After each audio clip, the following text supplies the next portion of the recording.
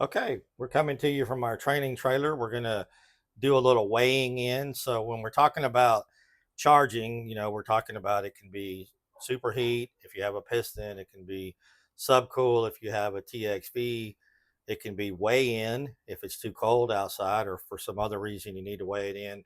If it's basically, just keep in mind, if it's below a temperature outside where you don't normally need AC, you're probably going to have to weigh the refrigerant in. You cannot get uh, good superheat and subcooling results if you've got cold temperatures outside. So it's not cold outside today.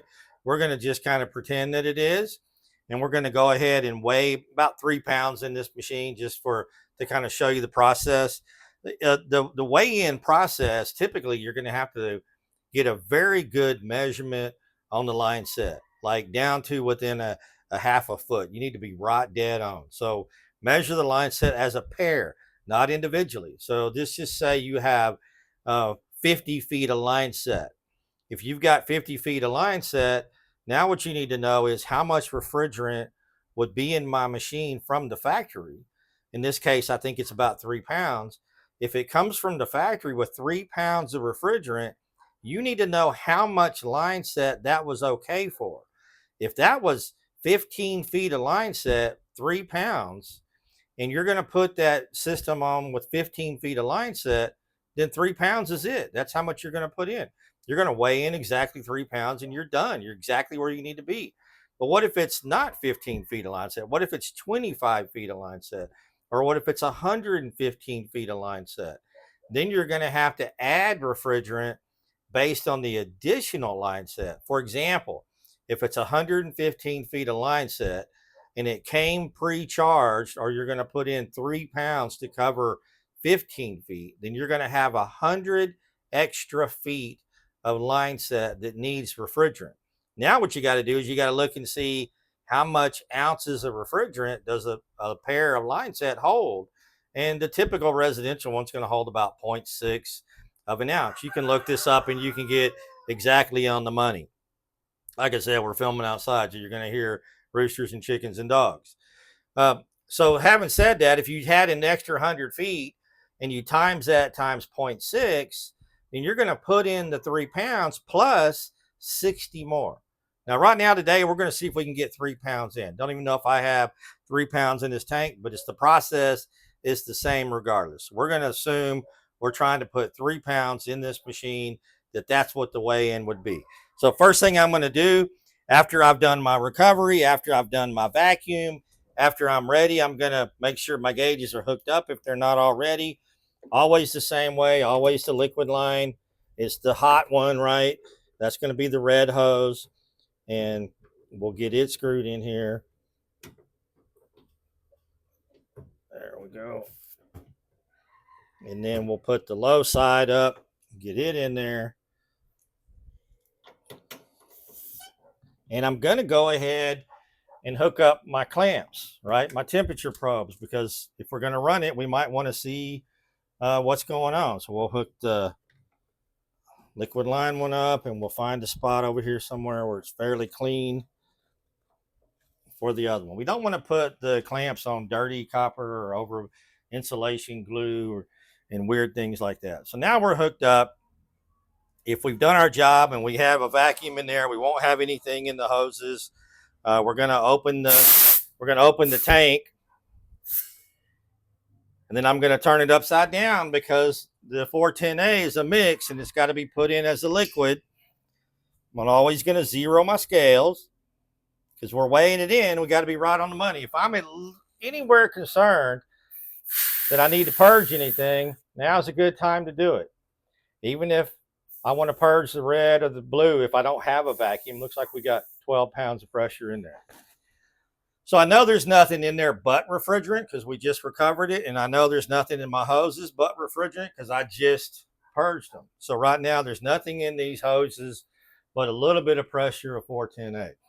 Now, whether it's under a vacuum or whether it's not under a vacuum, I cannot turn on the machine while there's no refrigerant in it. It'll kill the machine like literally within seconds. So I'm going to have to try to put as much refrigerant in as I can in the high side, not the low side, because I don't want to dump it in the compressor. I'm going to put it in the high side. So what all I'm going to do is, while it's off, I'm going to open up the high side gauge, and I'm going to watch my scales, and I'm going to see what's going in. Okay, we got 7 ounces going in, and even though this unit wasn't under a vacuum, the pressure difference between these two is still going to put refrigerant in. I don't think I've got 3 pounds of refrigerant in this can, but let's see what we can get in here. There's a pound in there. It's still going in the liquid line. Remember, the machine's not running because I'm putting it in the high side. Once I turn the machine on, I can't put any more in. Now, the interesting thing is, when you're weighing in refrigerant, if you've calculated and you're trying to weigh in 3 pounds, just put in 3 pounds and you're done. If you can put it all in before you turn it on, put it all in before you turn it on. If you can't get it all in, then you're going to put in as much as you can. Then you're going to turn the machine on. And while it's running, you're going to put the rest in through the low side. So we'll see what we can get in here. We've got 1 pound, 8 ounces. It looks like it's stopping. I don't know if that means I'm out of refrigerant or if it's just equalized. So what we'll do is we'll turn off the gauges, turn off the high side of the gauges.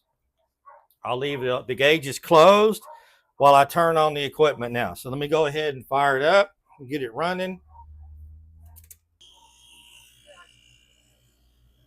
Okay, now we've got the system running. And even though we're not focused on any of these gauge readings at the moment, we're still going to see, can we get the rest of the refrigerant in? We want to shoot for 3 pounds. I'm going to open up the low side only now, not the high side. And I'm going to watch my scales. So I've got 1 pound. I've got 1 pound, 10 ounces. So it's still going in. And I'm not going to put much in through the low side before I stop it a minute. Let me give it 1 more ounce and then I'll stop. I never would put more than 4 ounces in a run-in machine through the low side, a small size machine like this, without stopping it. All right, 1 pound, 14 ounces. I'm going to stop it. I'm going to let it run a second. And I don't care if I had another 4 pounds to add, I'm still going to be doing this slow process. Now, what can happen during this slow process? Can't do anything about.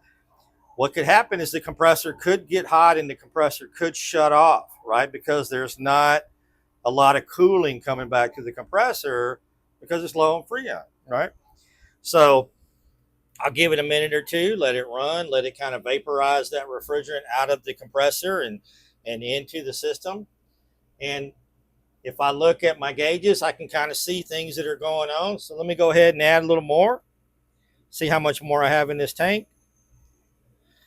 We're coming up on 2 pounds here. See if we can get 2 pounds out of this can.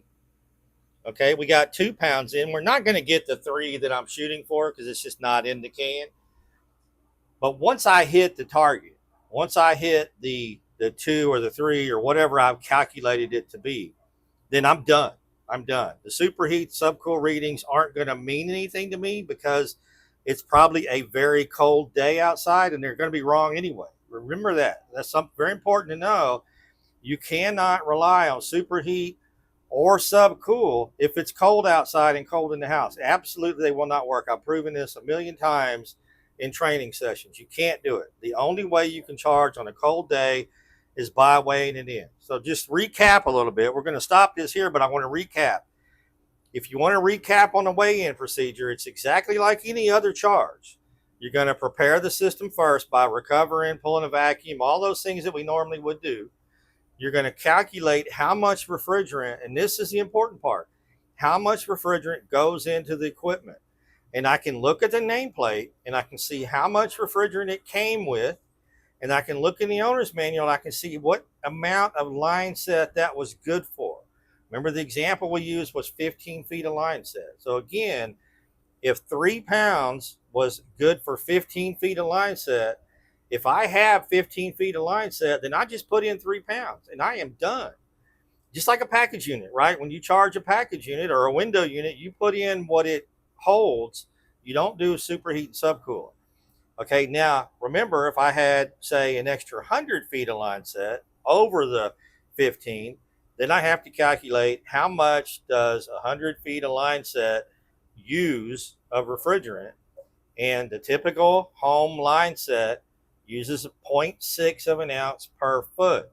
So I would take the additional length times 0.6. If that's 60 ounces, I put my 3 pounds in, then I would dump 60 more ounces in, and I'd be right on the money every time. Weighing in refrigerant is your friend. It is the only way when it's below certain ambience outside.